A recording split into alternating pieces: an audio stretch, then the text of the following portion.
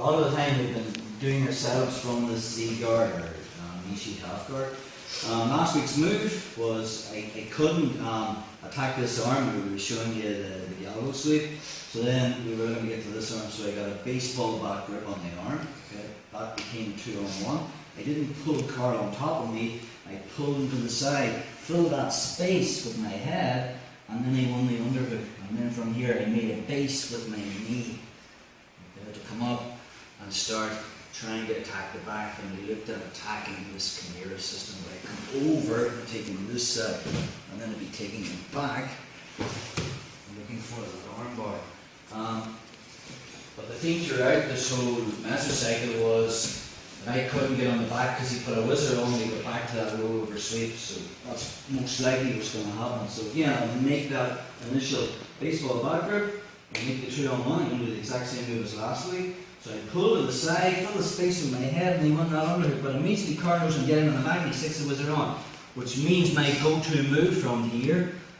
The second he sticks this on here, okay, and he's putting heavy pressure, okay, I'll be switching, okay, to my leech hook, okay, coming up into the dogfight position. Possibly Carl might jump to his feet. We looked at that Superman sweep, which is basically my hand coming through here and elevating Carl backwards to take him down. But sometimes, you know, he can make this sweep difficult by leaning into the opposite direction. So if I feel him leaning that way, rather than trying to take him backwards, that back of the hand is just going to become a curler, and now I'm just going to take him all the way over into the rollover sweep. So I have this initial grip here. Again, we haven't really went into too much detail on this leech hook. I can put a lot of pressure. See the way I'm on my left hip? Once I start to mount and bring my knee up, I'm going to curl my heel back towards my butt, which is putting a lot of pressure. See that I'm curling Carl's heel, okay, backwards. There's a lot of pressure on his knee here. So from here, sometimes people will straighten their leg to take that pressure off. The second he does, I'm going to body lock my hands, and my second foot comes under. Okay, so I'm just crossing my legs. I'll widen my knees, and I'm going to engage my hip into the knee bar. Now Carl's escape would be to bring his knee back the way he came, which isn't going to happen with the body lock. Okay? If I'm not controlling this hip, watch what happens. Carl can move his hip this way, and I've lost it again. So that's the detail.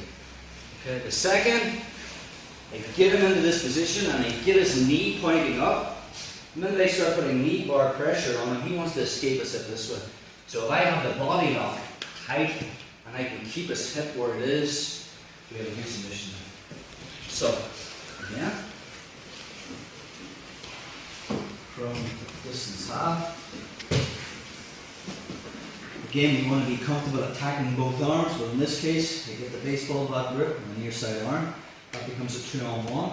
Pulling it to the side, filling the space, winning the underhook. The second he puts the wizard on, I switch my hooks, and I'm into that dogfight position. Carl jumps to his feet.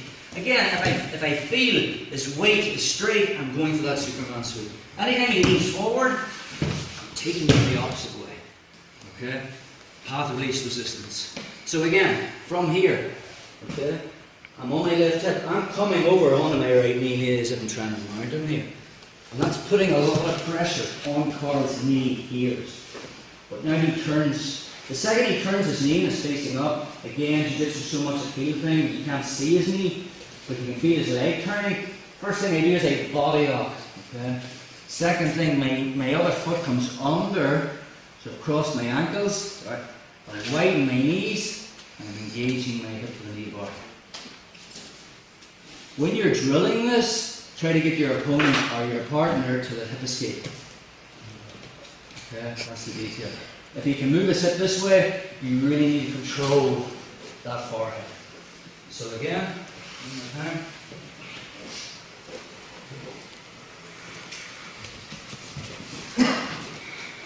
So I get the 2-on, or I get my baseball back grip. Okay, last week's move. This becomes a 2-on-1. I don't pull him onto me, which is common. I pull him to the side, fill the space, win the underhook. Okay. I have him the leech hook in, but the second he puts the wizard on, I use my right foot to pass it to my left and I get to my knees, dogfight position. Now he's jumping to his feet. Again, I'm going for Superman sweep. This one's coming. I'm looking to take him, but I feel him leaning towards me, half of base resistance. That hand, back of the hand, just curls the leg and then just rolling over my right shoulder. And again, I have control of the hip and his leg. I'm coming up to mount him on my left side. I'm going to bring my right knee up and I'm curling my left heel towards my butt, humping Carl's leg. That's putting a lot of pressure on Carl. Okay? You're getting a knee bar there as well, or a lot of knee pressure. He'll try to turn his leg. The second he does, I'm body locking, second leg comes in behind, so I'm just crossing my ankles, widen my knees, and I want my hip just above the knee. So, play with that, just be careful.